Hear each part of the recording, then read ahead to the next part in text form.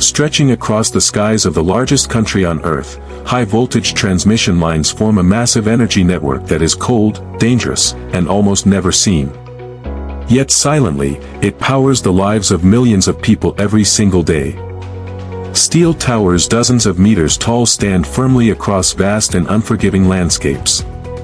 Heavy conductors weighing tons are pulled tight across distances of hundreds, sometimes thousands of kilometers.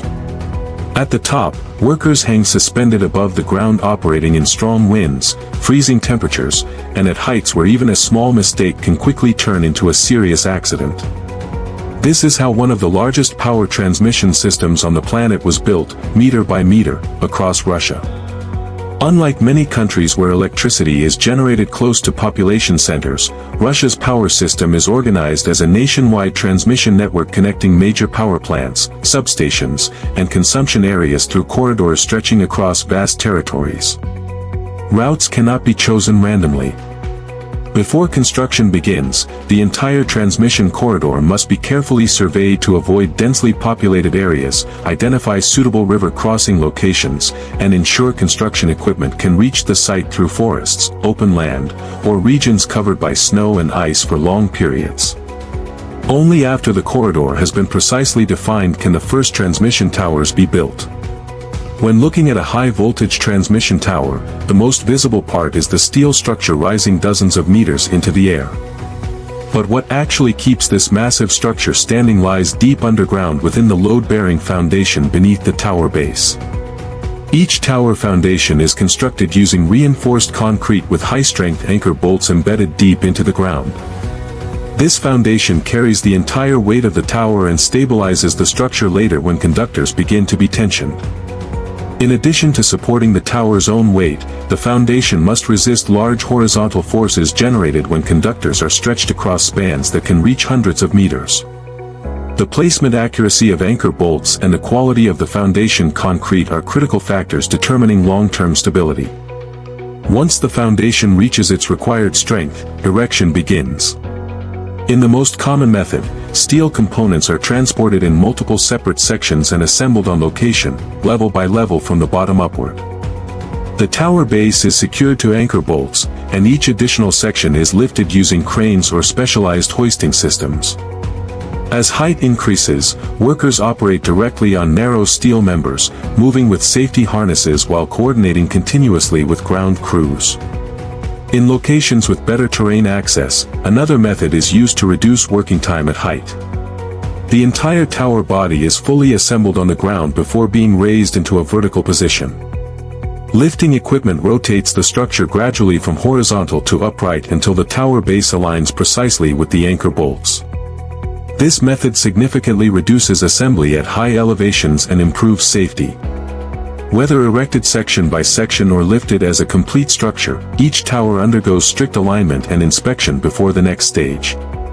From a distance, insulator strings look like rows of small discs hanging in long chains beneath the steel arms.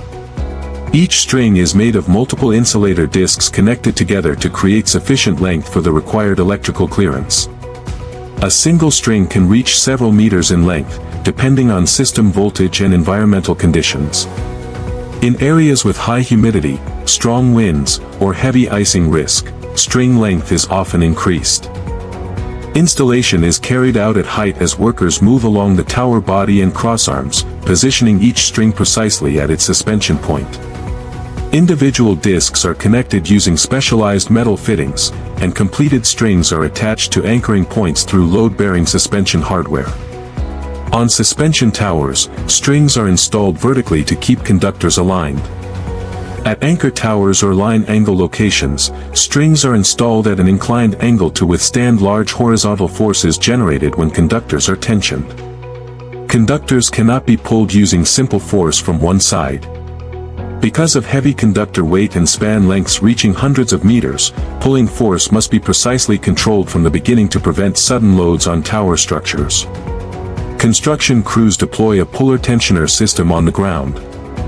At one end, the puller machine is securely anchored to generate stable pulling force.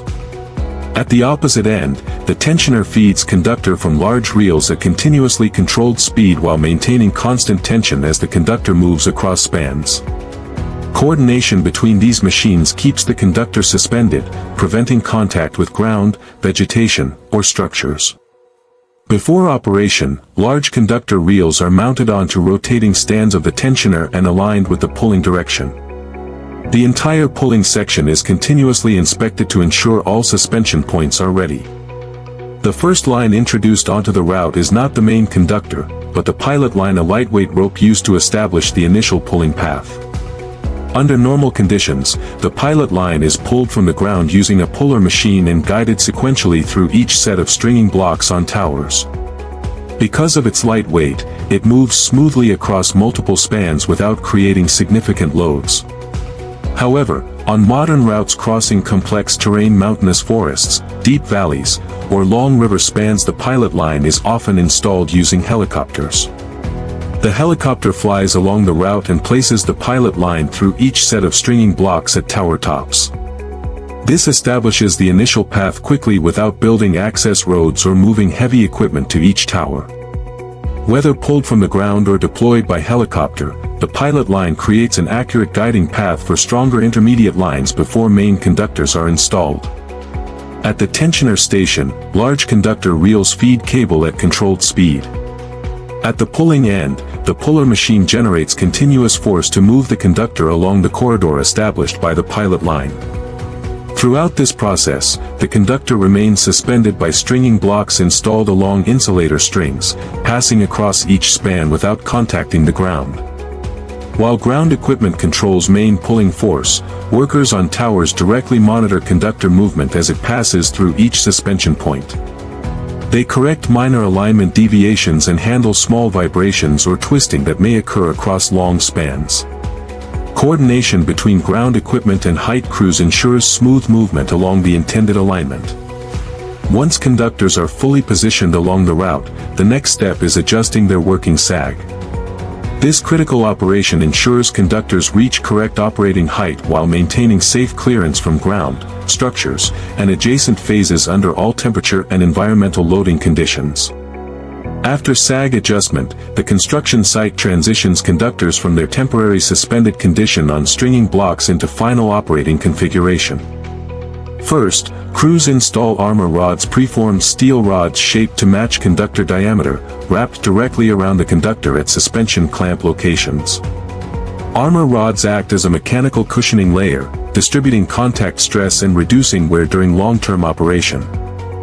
Depending on site conditions, armor rods can be installed either at height on each tower, allowing precise positioning, or on the ground before the conductor is lifted, reducing work at height. Finally, the conductor is secured into permanent suspension hardware in a step called clipping in. At suspension towers, conductors are fixed using suspension clamps that allow small movements caused by wind and temperature. At anchor towers or line angle locations, strain clamps withstand longitudinal tension along the line. From this point forward, the conductor is in its final operational configuration. From steel foundations buried deep underground to transmission towers rising dozens of meters high across harsh terrain, and heavy conductors weighing tons being precisely pulled across each span, high-voltage transmission line construction is a complex engineering operation taking place simultaneously on the ground and high above in the air. Every insulator string, every stringing pulley, every set of armor rods, and even each small suspension clamp plays an essential role in ensuring electricity can travel safely across hundreds of kilometers. Something most of us rarely notice when we look up at the sky each day.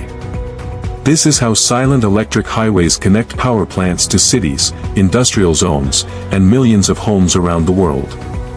If you want to continue discovering how massive infrastructure systems are built in the real world, from high-voltage lines to power plants, from transmission networks to the hidden engineering that keeps modern life running, subscribe to Quick Tech Process. We go inside the projects that power civilization. We decode the engineering. And we reveal what most people never see. Hit subscribe. Join the journey. The next infrastructure marvel is already being built.